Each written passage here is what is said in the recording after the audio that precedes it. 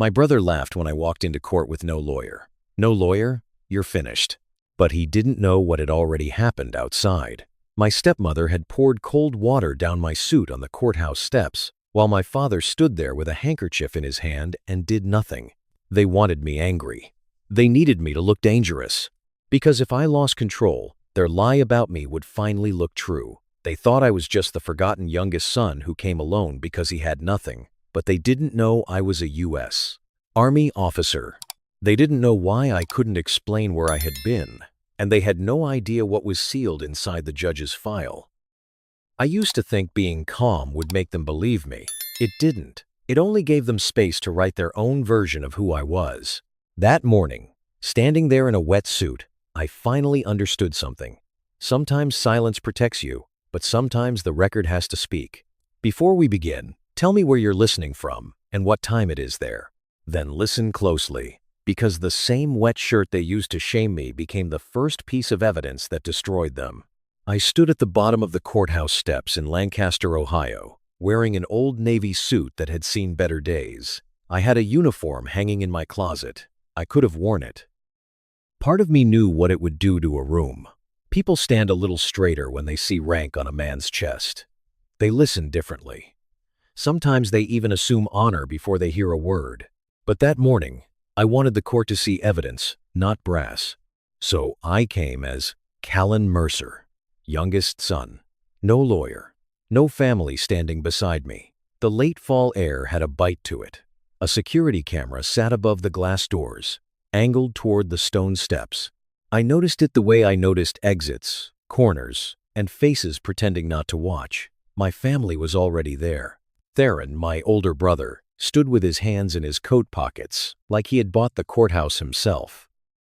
Verity, my stepmother, held a plastic bottle of water. My father, Arlen Mercer, stood a few feet away from them, quiet as ever. Two relatives hovered behind, close enough to witness whatever happened, far enough to deny being part of it.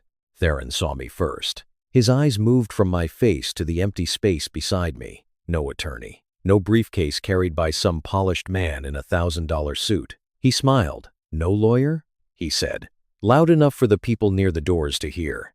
You're finished. A few years earlier, I might have answered. I might have told him I knew what I was doing. I might have explained that quiet did not mean helpless, but life teaches a man what deserves breath. Verity stepped toward me, her voice soft enough to sound caring to strangers. Callan, you look tense, she said. Maybe you need to cool off. Then she tipped the bottle. Cold water ran down the front of my jacket, under my collar, along my tie, and into the inside pocket where I kept a small envelope. The original note was safe at home, but the photocopy inside that envelope was from Orson Vale, my grandfather. I felt the paper bend as the water reached it. Theron laughed first. One of the relatives followed, quick and nervous. Verity gave a little gasp, like the bottle had slipped by accident. Careful, she said, looking around. He gets quiet when he's angry. My first instinct was not to look at her. It was to look at my father. Arlen had a folded handkerchief in his hand. He saw my shirt. He saw Verity's bottle. He heard Theron laughing. For 1 second, I waited for him to say the one word a father should have said. Enough. He looked down instead. That was the part that hit hardest. Not the water, not the cold, not the laughter. Being humiliated hurts. Being seen and still not defended leaves a different mark. My hand closed around the small metal object in my pocket. Its scratched edge pressed into my palm. I let it. Pain, when controlled, can keep you present. I took one breath, then another. With my free hand, I wiped the water from my chin. All right, I said. That was all. I did not shove past Verity. I did not raise my voice at Theron. I did not beg my father to become the man I needed. I walked through the courthouse doors because I understood what they wanted. They wanted a reaction. I gave them a record. Inside, the security line moved slowly. The deputy at the scanner looked at my wet shirt, then at my face. To his credit, he said nothing. I placed my folder on the belt, emptied my pockets, and retrieved the metal piece before anyone could study it too closely. One envelope in my folder had already been stamped by the clerk that morning. My family would not understand that envelope until it was too late. I straightened my damp tie and walked into the courtroom. The room smelled like old wood, paper, and coffee that had been sitting too long. I took my seat at the respondent's table. The chair beside me stayed empty. Across the aisle, my family settled in like people waiting for a show they had already paid to enjoy. Theron whispered something to Verity. She dabbed at her own eyes with a tissue, as if she were the wounded one. My father kept his gaze on the table. Then Calder Voss entered. Their attorney looked exactly like the kind of man they would hire. Calm, expensive, smooth enough to make an insult sound like courtesy. His eyes touched my wet jacket for half a second. He said nothing. Somehow, that silence felt almost professional. The bailiff called the room to order. Judge Marlowe Keene entered, and everyone stood.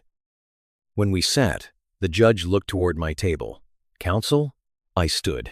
Callan Mercer, appearing pro se, Your Honor. Theron covered his mouth and coughed. It was not a cough. Verity slid a packet of tissues closer to her side of the table, making sure I saw it. Calder Voss rose with a polite nod.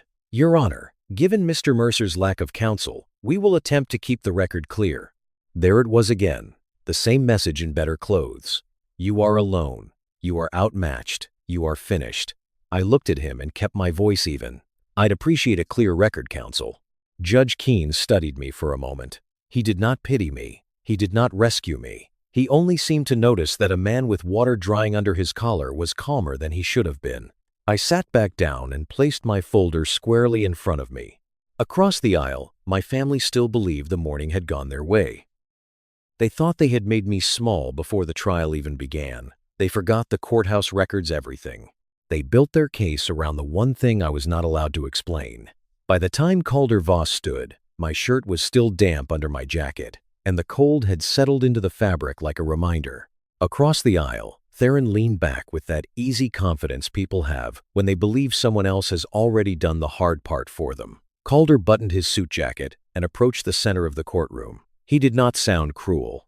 That was what made him effective. He sounded measured, almost disappointed, like a man forced to discuss an uncomfortable truth about a troubled family member. Your Honor, he began, this matter concerns the Vale family trust and the conduct of Mr. Callan Mercer, who returned to Lancaster after long absences connected to his military career and immediately began pressuring his father for documents, access, and control. Pressure. That was the first word he chose. Not request, not accounting, not records. Pressure. He went on to say I had demanded trust documents, threatened to involve federal authorities, and refused to give clear answers about my whereabouts during a critical period in March. Then he named the dates. March 14, March 15, March 16. My pen stopped moving for half a second. Not because he was right. Because he had just chosen the worst dates he could have chosen. Calder told the court that my family believed I had been in Franklin County during those days, around the time certain trust papers and authorizations became disputed. He suggested I had either pressured my father into signing or created enough confusion that my motives should be questioned. I knew exactly where I had been. I also knew I could not stand up in open court and say it the way a man explains where he went for dinner. Some military records are not casual alibis. There are procedures, redactions, protective orders, official confirmations. You do not take sealed information and toss it across a courtroom because your brother smirks at you. The answer was already in a sealed filing, but until Judge Keene opened it, my silence had to hold. Calder understood that, or at least, he understood how to use it. He said I had answered simple questions with, I can't discuss that, and I'm not authorized to say. In a courtroom, framed the right way, duty can be made to look like evasion. Then Verity took the stand. She wore a soft gray dress and a small cross necklace, church clothes, concerned mother clothes. She folded her hands like a woman trying very hard to be fair. Callan became hard to read, she said. He would come home after long stretches away and act like everyone owed him answers. Calder asked, did his behavior make you uncomfortable? Verity hesitated just long enough to look reluctant. I didn't want to say that, she replied, but yes. I watched Judge Keene, not her. Verity was not afraid of me. Verity was performing fear for the room. Calder asked about my service. We respect his service, of course, she said. Of course. People usually say that right before they turn respect into a weapon. But service changes people, she continued. He came back different. Quiet. Cold. He would disappear for months and then walk in like he had the right to question everything. My hand tightened around the pen on the table. I let go. She did not need proof. She only needed suggestion. A quiet military man. A family worried. A father under stress. Give people that shape, and many will fill in the rest on their own. Theron spoke next, not with tears, but with the practiced irritation of an older brother, tired of pretending. Callan was treated fine, he said. He just never accepted his place. I stayed. I helped Dad. He left. Then he shows up when the trust matters. He looked straight at me. He didn't come back for family. He came back for the trust. That one almost made me smile, but not from humor. The man who had spent years using family as a bank account was now accusing me of caring about money because I asked where it had gone. Della Croft, an old family acquaintance, added her small piece. She said she had seen a dark pickup near Vale House during that same week in March. Calder did not push her hard. He did not have to. He only needed the image planted. A dark truck. A quiet soldier. An elderly father. A trust worth fighting over. They were not proving I had been there. They were building the feeling that I could have been.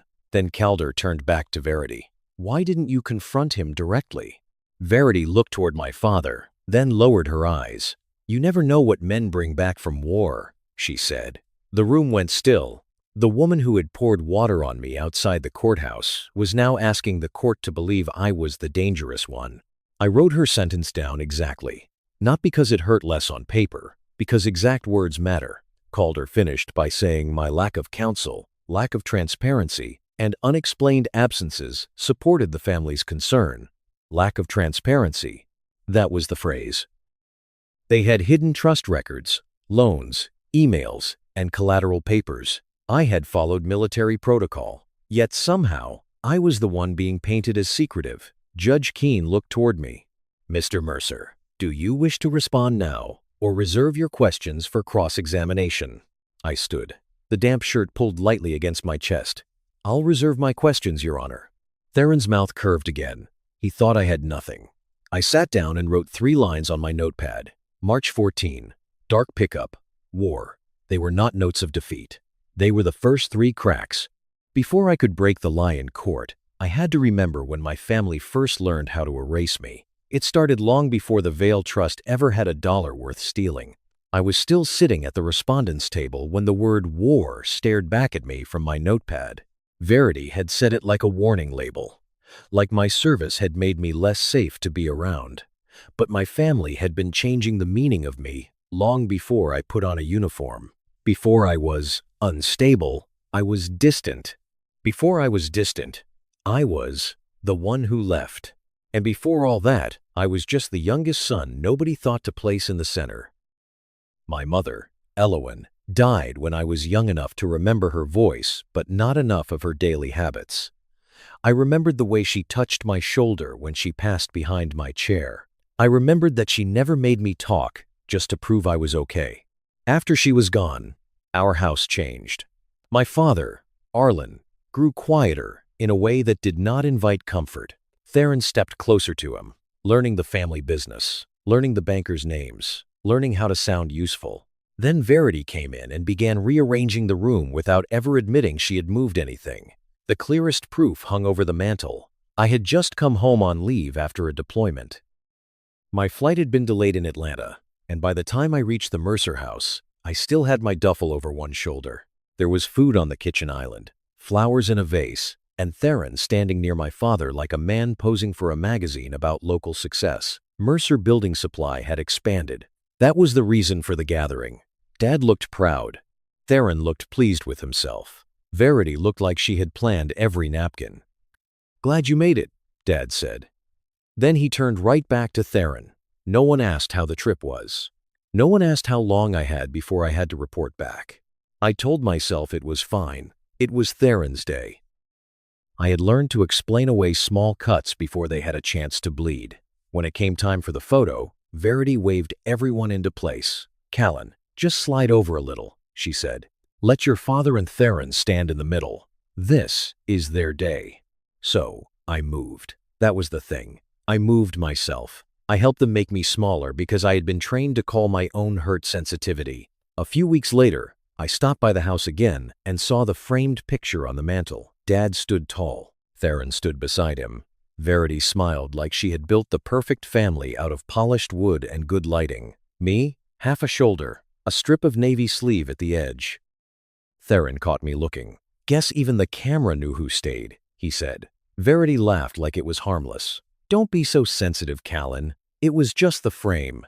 Dad heard it. He did not take the photo down. He did not say, "We should print another one." He did not even look embarrassed. He simply walked into the kitchen and asked Theron about a delivery truck. That was how they did it. They never had to tell me I did not matter. They just kept arranging the room until I stood at the edge of it. Vale House was different. It sat out on Hollow Ridge Road, white paint weathered by Ohio winters, porch boards soft in places, an old oak behind it dropping leaves into the gutters every fall. The garage smelled like motor oil, dust, and the kind of coffee my grandfather drank too late in the day. Orson Vale was my mother's father, retired Army, quiet hands, sharp eyes. He never asked me why I did not talk more. He never treated silence like a problem he had to fix. When I was 17, I told my father I wanted to join the Army. He called it running. Theron leaned against the counter and said, "Maybe he wants strangers to clap for him." Verity gave me that careful look of hers. Military life might make him even harder to reach.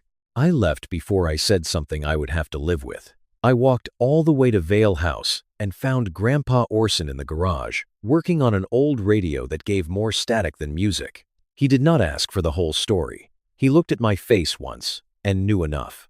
From a small drawer in the workbench, he took out a worn challenge coin. One side had an eagle, the other had 2 words engraved into the metal. "Stand straight." He placed it in my palm. "When they laugh, stand straight," he said. "When they lie, stand straight." "What if they never stop?" I asked. "Then make sure they never teach you how to bend." He was not teaching me revenge. He was teaching me how to remain myself in rooms built to shrink me. Years later, when Verity poured water down my suit outside the courthouse, it was not only Army discipline that kept me still. It was that scratched edge pressing into my palm. It was Orson's voice reminding me that sometimes standing straight is the only answer you can safely give. He told me once that a house is not valuable because of what a developer will pay for it. "It matters," he said, "because of who remembered your name inside it." Back in the courtroom, the wet fabric under my jacket had gone cool against my skin. Theron still looked pleased. Verity still wore her wounded face. My father kept avoiding my eyes. Under the table, I pressed the coin once, then looked at the word March on my notes. This case was never only about a document. It was about the last place where my name had never sounded like an inconvenience. The house they wanted to sell was the only place where my name had never sounded like an inconvenience. That was why the first tax notice hit me harder than any insult ever could. It came through forwarded mail at my military address, tucked between a bank statement and a veteran's newsletter I had not opened yet. At first, I thought it was a mistake. Paperwork gets misrouted all the time. A wrong digit, an old mailing list, a clerk using a stale address. Then I saw the words Vale Family Trust, and below that, Vale House. I sat at my small kitchen table and read the notice twice. It referenced a property-related lien and a line of credit I had never approved, never discussed, and never been told existed. Vale House was not fancy. Nobody would put it on the cover of a magazine. The porch boards complained under your boots. The screen door stuck in humid weather. The garage smelled like oil, sawdust, and the old radio Grandpa Orson kept even after it lost half its stations. But my mother had grown up there. Orson had taught me how to tighten a porch rail there. It was the one place in Lancaster where I had never felt like I was borrowing space, so I called the county records office. The clerk was polite, the way people are when they cannot tell whether they are about to ruin your day. "Sir, your name is attached to the trust notice," she said. "There are filings related to the property." "What kind of filings?" A pause. Paper moved near the receiver. "You'll want copies." I requested them that afternoon. When the documents arrived, they did not prove everything, not yet, but they raised enough questions to keep me from sleeping. A line of credit seemed to touch Vale House. Maintenance expenses had been paid from trust funds. Trustee decisions were referenced that I had never seen. A week later, when I could get to Lancaster, I drove out to Hollow Ridge Road. The house was quiet under a gray sky. Leaves had collected in the gutters near the oak tree. The mailbox leaned toward the ditch. I gripped the porch rail, and it shifted under my hand. The trust had paid for maintenance. The porch rail still moved. Inside the garage, dust covered Orson's old workbench. A faint coffee ring still marked the corner where he used to set his mug. I stood there for a while, not touching anything. Some rooms hold a person even after they are gone. Orson had created the trust years earlier. The terms were plain enough. I was the primary beneficiary and future trustee. My father could manage it temporarily while I was on active duty. Theron and Verity had no authority to sell the house, use it for Mercer business debt, or treat the account like spare family money. I did not want war. I sent my father an email that night. Dad, I received a notice tied to Vale House. Please send the latest annual accounting, maintenance invoices, and any documents related to liens or lines of credit. He did not answer. Verity did. Your father is under a lot of stress. This is not the time to accuse your family. That was her gift. She could turn a request for records into an attack before the ink dried. I replied that I was not accusing anyone. I was asking for documents. Theron answered instead. You lost the right to act like a trustee when you left this family for the Army. There it was again. Service turned into abandonment. Duty turned into absence. They never missed a chance to make leaving for the right reason sound like leaving for selfish ones. I called my father the next evening. He sounded tired, but not surprised. Dad, has Vale House been used as collateral? He said nothing for 2 beats too long. The trust is complicated, Callan. It doesn't have to be. Send me the accounting. Theron's been helping keep things going around here. That isn't what I asked. His voice hardened. Don't start. That was the moment I stopped calling it confusion. After that, Verity went to work. She did not tell people I was greedy. That would have sounded ugly. She said she was worried. At church, near the coffee table, she told 2 women, "We've tried to include Callan, but military life made him suspicious of everyone."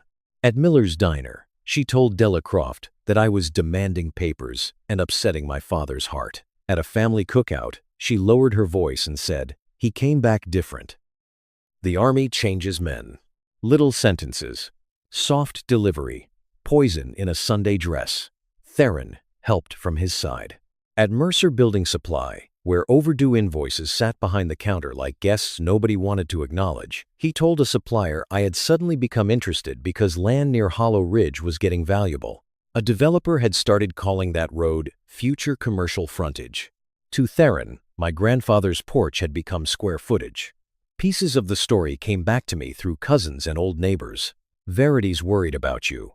Maybe let your dad handle it. He's not young anymore, Callan. That one bothered me most, because it almost worked. I did not want to hurt my father. I did not want to be the youngest son who came home and dragged the family into court over property. But every unanswered question led to the same place. If I stopped asking, Vale House would be sold or leveraged until nothing remained but a memory and a closing statement. So I sent one more message. Dad, I am asking privately because I do not want this to become public. Please send the accounting. I stood outside Vale House after sending it, one hand on the loose porch rail Orson had once asked me to fix. The house did not feel empty. It felt like a witness. It knew who had shown up with a toolbox. And who had shown up when the land got expensive. I asked for records. They answered by asking me to sign away my own name. I asked for records, and they answered by asking me to sign away my own name. 1 week before the hearing, I walked into Voss and Klein Law Office with a folder under my arm, a notepad in my hand, and no lawyer beside me. The office sat downtown, not far from the courthouse. Frosted glass, framed degrees, quiet carpet. The kind of place where people spoke softly while deciding who got buried under paper. The receptionist looked at my name on the appointment list, then looked away a little too quickly. That told me enough. Calder Voss met me in a hallway outside a conference room. He was polite, in the way experienced attorneys are polite when they believe the outcome is already leaning their way. "Mr. Mercer," he said, "we appreciate you coming in. This could spare everyone a great deal of pain." Everyone. That word usually means the person being asked to give something up. Verity sat inside the conference room with her coat folded neatly on her lap. Theron leaned near the window, checking his phone like this was a service appointment. My father was not there. That mattered. They were using his health, his age, and his name, but he had not bothered to sit across from me. Calder placed a document in front of me. 14 pages, clean margins, heavy paper. A little blue tab by every signature line. "This is a reasonable settlement," he said. "Given your father's heart condition, avoiding a public hearing would be best for the family." Verity nodded like a woman holding back tears for the good of others. I opened the packet. The first pages sounded harmless enough. Mutual release, confidentiality, no admission of wrongdoing, resolution of trust-related issues. Then I saw the amount. $10,000. The document called it a sentimental closure payment. I read that phrase twice. $10,000 for my mother's childhood home, for Orson's trust, for the garage where he had put a challenge coin in my palm and taught me how to stand. A small check to make me go away and call it closure. I kept reading. If I signed, I would waive any future request for accounting. I would not oppose the sale of Vale House. I would not ask for prior trust expenditures. I would not make statements that could harm Arlen, Verity, Theron, or Mercer Building Supply. The first pages tried to buy the house. The last page tried to buy my confession. There it was, written in careful legal language. My extended absence from the family and the emotional strain of military service contributed to a misunderstanding of my father's and stepmother's intentions. I stared at that sentence longer than I should have. It did not ask me to drop a dispute. It asked me to say, the problem was me, my service, my absence, my mind, my misunderstanding. Verity's voice came soft from across the table. "This is us being generous, Callan." Theron gave a short laugh. "Take it. It's the closest you'll get to a win." I did not answer, because for one tired moment, I almost did take it. Not because it was fair, not because I believed a word of it, but because I was exhausted in a way sleep does not fix. I thought about my father's heart. I thought about Vale House sitting empty in the cold.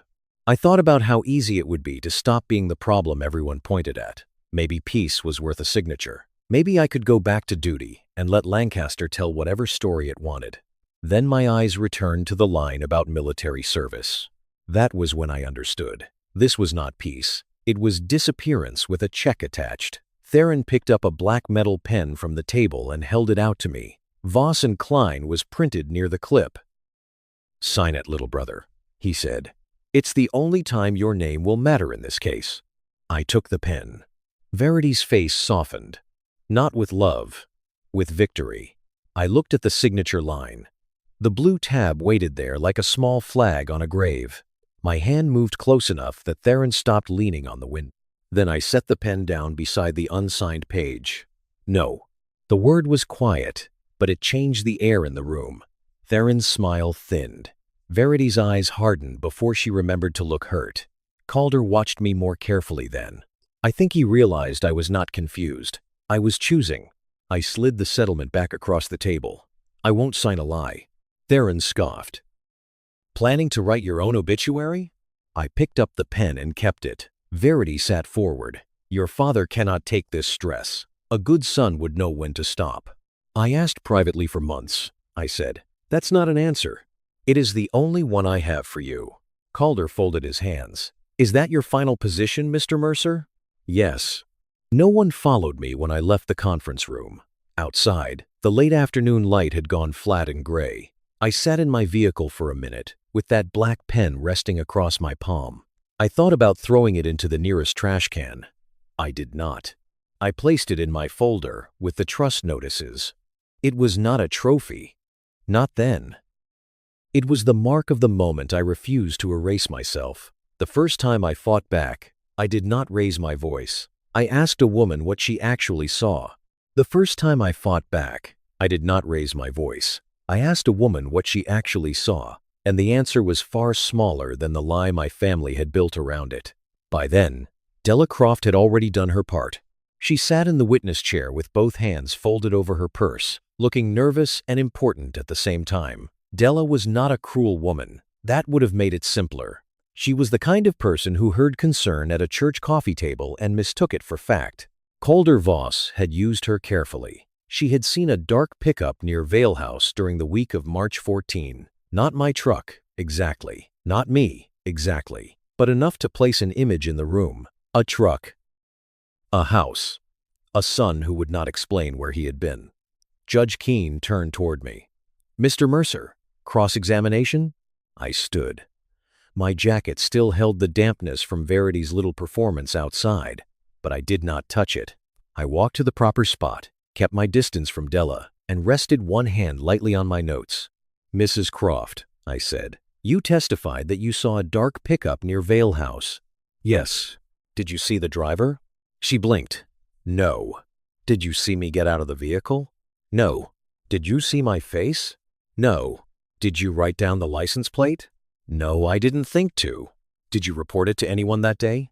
"No." I paused just long enough for the answers to settle. "Did anyone later tell you it might have been mine?" Her eyes moved toward Verity. That was enough, but I waited. "Well," Della said, "Verity mentioned you might have been in town. So before Mrs. Mercer mentioned my name, you had not identified that truck as mine." "I suppose not?" I nodded once. "You saw a dark pickup. You did not see me." The room did not explode. Real courtrooms rarely do. But something shifted. Theron adjusted in his chair. Verity's mouth tightened. Calder looked down at his papers as if the next page might repair the last answer. I sat down only long enough for Judge Keene to call Verity back on a limited follow-up. She walked with her careful grace, the kind that made every movement look rehearsed but not quite false. Calder had used her fear earlier. I intended to put that fear under a light. "Mrs. Mercer," I began, "before today, have I ever raised my voice at you?" She gave a small, wounded smile. "Not in so many words." "That was not my question. Have I ever raised my voice at you?" "No." "Have I ever threatened you?" "No." "Have I ever touched you in anger?" "No." "Have I ever blocked your path, followed you, or damaged your property?" "No." "Then what exactly made you afraid?" Her answer came too quickly. "Your silence is threatening." A few pens stopped moving. Judge Keene looked up then. Not at me, at her. For most of my life, my family had treated my quiet like an empty wall they could paint on. Cold, distant, angry, dangerous, guilty. In that courtroom, for once, the paint had to survive a question. I did not argue with her. I did not smile. No further questions. Calder rose soon after, trying to steer the room back to my unexplained absence. He said my refusal to answer direct questions about the March dates remained troubling. That was when I asked the court to consider the statement already submitted from Major Lachlan Rusk, a military legal officer authorized to address the limited issue before the court. Judge Keene reviewed the filing, then allowed the relevant portion. Major Rusk did not appear like a hero in a movie. He did not salute through a screen or make some grand speech about sacrifice. His statement was plain, official, and dry enough to be trusted. He confirmed that I was a commissioned officer in the United States Army. He confirmed that the dates in question overlapped with a duty assignment that could not be discussed publicly in detail. Then he said the sentence my family had spent all morning trying to avoid. Major Mercer's refusal to discuss the assignment publicly was not evasive. It was required. The word major landed in the room like a correction. I kept my eyes on the table. Theron did not. "Major?" he whispered. It slipped out before he could dress it up. That one word told the court more than he meant to tell. My own brother had come prepared to destroy me and had not bothered to know what I had earned. Verity recovered faster. She always did, but her face had lost a little of its softness. My father looked at me longer than he had all morning. Not with pride. Not yet. Maybe not ever. But with uncertainty, and that was new enough to notice. Calder stood again, careful now. "Your Honor, the plaintiffs respect Mr. Mercer's service. Their concerns about the trust remain." Of course they did. Respect, in my family, was often what came before the next accusation. Judge Keene asked whether I had additional questions. I did. More than they knew. I had the sealed record. I had the ledger. I had the footage from the courthouse entrance being preserved. I had messages produced before the hearing that would make Verity's water bottle look less like an impulse and more like a plan. But truth only matters when placed where it cannot be dodged. So I said, "I'll reserve the rest, Your Honor." I returned to my seat. Theron was no longer smiling as easily. Verity leaned toward Calder and whispered behind one hand. Arlen looked down at his own fingers, as if they had suddenly become difficult to understand. I opened my notepad and wrote one word beneath March 14, dark pickup and war required. That word changed the meaning of my silence. And once they realized silence would not break me, they tried to make my calm look like a threat. Once they realized silence would not break me, they tried to make my calm look like a threat. That was when the water on my shirt became more than humiliation. After Major Rusk's statement, the room did not belong entirely to my family anymore. It was not a victory, not even close. But Judge Keene was listening differently. Calder Voss chose his words with more care. Theron's smile came slower. Verity noticed all of it. People like Verity always notice when a room starts slipping away. Calder stood again, smooth as ever, but his rhythm had changed. "Your Honor, the plaintiff's concern has never been limited to Mr. Mercer's physical location," he said. "This case also involves conduct, intimidation, and the emotional pressure placed on an aging father." There it was. When the timeline started to wobble, they moved to character. Calder said my family felt pressured by my posture, my lack of answers, and my ability to make ordinary conversations feel like confrontations. He did not call me angry. That would have been easier to disprove. He called me controlled, as if control itself were something dangerous. Verity dabbed at her eyes again. "He doesn't have to yell," she said quietly. "Sometimes he just stands there, and you feel like you're supposed to be afraid." Theron leaned forward. "You saw him this morning," he said. "He just stood there staring at Mom like he wanted her scared." That line was a trap with fresh paint on it. If I argued too hard, I became defensive. If I said nothing, they kept the story. If I accused Verity, I looked like the man she had spent all morning describing. So I looked at Judge Keene. "Your Honor, I request permission to address the claim regarding my conduct before court this morning." Calder's head turned slightly. I continued. "I asked to admit courthouse security footage from the front entrance. After I passed security, I asked Deputy Holland to preserve the recording because I believed the incident might become relevant. The footage belongs to the courthouse system and can be confirmed by court staff." Judge Keene looked toward the deputy, then back to Calder. Calder rose. "Subject to foundation, Your Honor." "Noted," the judge said. "Proceed." The screen came alive. No sound. That made it worse for them. The camera showed the courthouse steps from above. I appeared at the bottom of the frame, walking alone with my folder in one hand. Theron stood near the doors. Verity held the water bottle. My father was close enough to stop what happened. Della Croft and another relative hovered behind. Verity stepped toward me. No one heard her say I needed to cool off. They only saw the bottle tilt. Water poured down the front of my suit. Theron's shoulders jumped with laughter. Della's hand rose to her mouth. My father held a folded handkerchief, looked at me, then closed his hand around it instead of offering it. The room stayed silent. On the video, I did not touch Verity. I did not step into her space. I did not raise a hand. I looked once at my father, wiped my chin, and walked inside. The footage ended. I let the silence sit there. Then I asked to display messages produced before the hearing. Messages my family had provided with plenty of confidence because they thought one line meant nothing without the act beside it. The first was from Verity, sent 2 days before court. "If he loses his temper at the courthouse, Voss can use it," Theron replied. "He always looks dangerous when he goes quiet." Verity: "Then make him go quiet." Theron: "Water should do it." For the first time that day, Calder Voss turned toward his own clients as if they had become evidence. "You told me there was no contact before the hearing," he said to Theron, low but clear. Theron opened his mouth. Nothing useful came out. Verity tried to recover. It was just water. Just water. People say just when they want to shrink what they meant to do.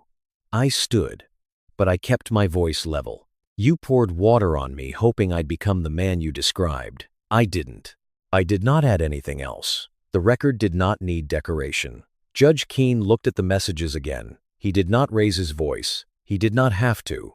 The quieter he became, the less room my family had to hide. What no one in that room knew was how much it cost me to show that video.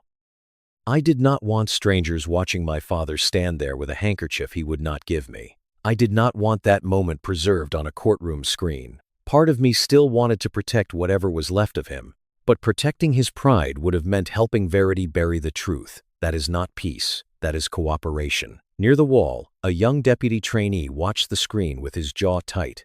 For a second, I remembered being young at family dinners, watching adults teach me what silence was supposed to mean. My father still said nothing.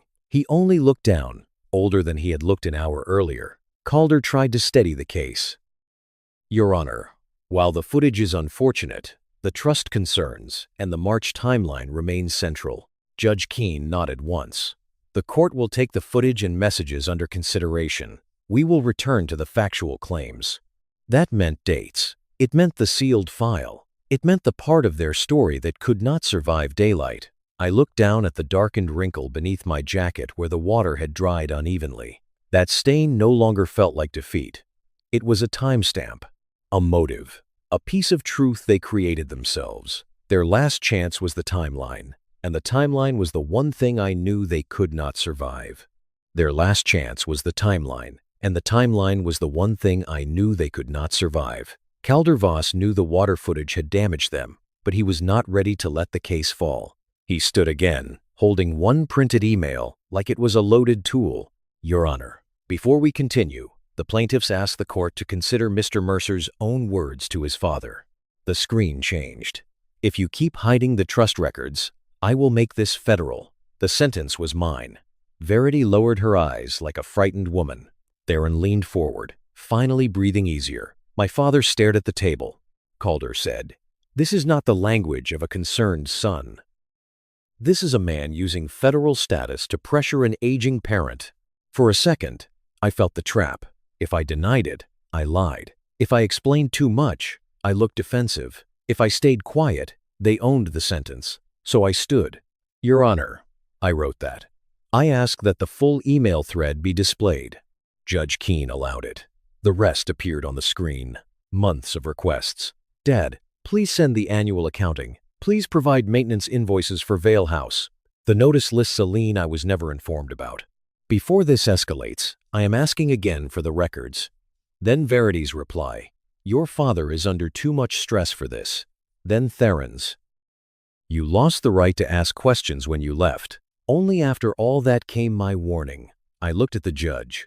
They showed the court the sentence where I stopped asking quietly. They hid the reason I had to write it. Calder turned toward Theron. His expression tightened. For the first time, he looked less like a man controlling the case and more like a man realizing he had been handed pieces. Verity tried one last shield. He knew about Arlen's heart. I asked to display one more email. Dad, before we discuss the trust, please let me know how your cardiology appointment went. If you need a ride, I can request leave. The room went still. I knew about his heart, I said. That is why I asked privately for months before coming here. Judge Keene turned back to Calder. Do your clients still maintain Mr. Mercer was in Franklin County on March 14th, 15th, and 16th? Calder hesitated. That is the timeline provided to us, Your Honor. Judge Keene opened the sealed military file. No one moved while he read. One page, another. Then he removed his glasses. The sealed record places Major Mercer under federal military assignment outside the state for the entirety of that period, he said. The restricted details remain sealed. The relevant fact does not. He could not have been where your client said he was. Then he said the words, "My family could not twist." His silence was not deception. It was duty. Theron whispered, "Major," like he had never really heard the word before. I did not smile. Relief can be heavy when it arrives late. The trust ledger came next. $42,000 to Mercer Building Supply. $18,500 listed as property maintenance, routed to an account tied to Verity. $73,000 as a temporary family loan. A $96,000 line of credit using Vale House as collateral. Then the entry that froze Theron. Advanced distribution. T. Mercer. I looked at him. Did you tell the court you had already taken an advance? Theron's face tightened. That was different. Different from what? Mine was an audit request. Yours was a withdrawal. After that, I played Orson's video. He sat in his garage, the old workbench behind him, a challenge coin resting near his hand. If this recording is ever needed, he said, it means someone has questioned why I trusted Callan. My fingers closed around the coin in my pocket. That boy never asked what this house was worth. He asked if the roof leaked. He asked if I had enough firewood. Then Orson looked into the camera. Do not call presence manipulation just because you only showed up for money. Verity looked down. Theron would not look at the screen. Then came the last document, an authorization form. Vale House's collateral, my father's signature at the bottom. Below it, an email from Arlen to Verity. Don't send this to Callan while he's deployed. He'll make it a federal case. Judge Keene's voice was quiet. Mr. Mercer, is that your signature? Verity whispered. Arlen, don't. My father said, yes. The water had come from Verity. The mockery had come from Theron. But that signature came from my father. I looked at him. You didn't believe I left the family. You used my service to move things while I was gone. Calder requested a brief recess. When he returned, his face had lost its color. Your Honor, he said, my clients can no longer maintain the factual timeline presented in the petition. We withdraw the allegation that Major Mercer was present on those dates. The case did not crack. It collapsed. And winning did not feel the way people think winning feels, because the man who finally saw me was already reaching for his chest. Winning the case did not feel the way people think winning feels, not when the man who had finally seen me was already reaching for his chest. After Calder-Voss withdrew the timeline allegation, the courtroom changed. It was not loud. There was no cheering, no dramatic outburst, no clean moment where pain turned into victory. It was quieter than that. Judge Keene reviewed the exhibits one more time. The sealed military record, the full email thread, the courthouse footage, the messages, the trust ledger, Grandpa Orson's video, my father's signed authorization. I sat still. I did not look across the aisle to enjoy Theron's humiliation. I did not stare at Verity while her face lost its careful softness. People had called me cold for most of my adult life, but what I had left in that moment was not coldness. It was discipline. Judge Keene spoke in a steady voice. The petition against Major Mercer is denied. Theron closed his eyes. The allegations dependent on the March 14th through 16th timeline cannot stand. Verity's hand tightened around her purse. The court orders a forensic audit of the Vale Family Trust. Vale House is not to be sold, transferred, or further encumbered pending review. Court costs and possible sanctions will be considered. If the audit confirms misuse of funds or false statements, certain documents may be forwarded for further review. That was the legal language. The human meaning was simpler. Theron had lost access to easy money. Verity had lost control of the story. My father had lost the comfort of pretending he had only been confused. And I had won the protection I came for. But it did not feel clean. It proved what happened, yes. It also proved what I had been afraid to believe. Then my father stood. He looked smaller than he had that morning. His shoulders had dropped. One hand pressed against the left side of his chest, not hard at first, just enough for me to notice. Callan, he said. I turned. Around us, people were gathering folders and coats, but the space between my father and me felt separate from the rest of the room. He looked at my jacket. My shirt underneath had dried, but the fabric was wrinkled where the water had run down. I thought the army took you from us, he said. I answered him calmly. No, the army was where I went after you stopped making room for me. His mouth moved once before any sound came out. I was wrong. Those words mattered. I will not pretend they did not. A part of me had waited for them at 17. Another part had waited after my first promotion, after every quiet phone call, after every visit where I stood near the edge of the room and hoped my father would look over. But 3 late words do not rebuild a house that has been neglected for decades. You were my father, I said. You did not have to understand my job. You just had to stop her when she poured water on your son. He tried to answer. His breath caught. Theron noticed it next. "Dad?" My father staggered. Deputy Bram Holland moved fast, but Arlen Mercer hit the courtroom floor before anyone reached him. For a few seconds, everything broke into motion. Chairs scraped. Verity cried out. Calder stepped back and called for medical assistance. Theron dropped beside Dad, saying his name over and over, no longer sounding like the older brother who had mocked me on the steps. I froze for half a breath, not because I wanted revenge, because seeing your father collapse in front of you is not something any verdict prepares you for. Then training took over. "He carries nitroglycerin," I told Deputy Holland. "Inside left pocket." The deputy found it. Paramedics arrived quickly after that. Verity looked shaken in a way that finally seemed real. Theron kept one hand near Dad's shoulder, lost and pale, as if being the favorite son had not taught him what to do when the room stopped applauding. They took my father out on a stretcher. I did not follow right away. There was one more thing to finish. I opened my folder and took out the black metal pen Theron had handed me at Voss & Klein. The pen meant for the settlement that would have buried the audit. I used it to sign the acknowledgement of the court-ordered review and the protection of Vale House. He had given me that pen to end the audit. I used it to begin one. I placed it back in the folder, then touched the envelope inside my jacket. The photocopy from Orson was still slightly warped where Verity's water had reached it. The original was safe, but the mark mattered.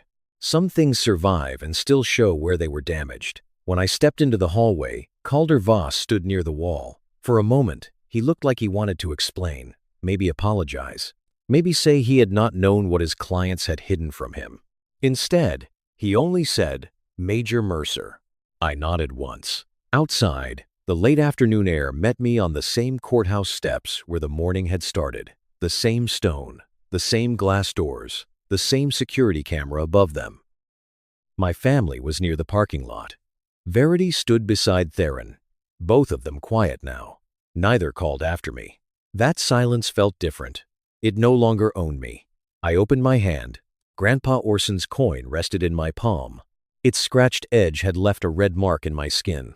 I did not rub it away. Justice had not made me untouched.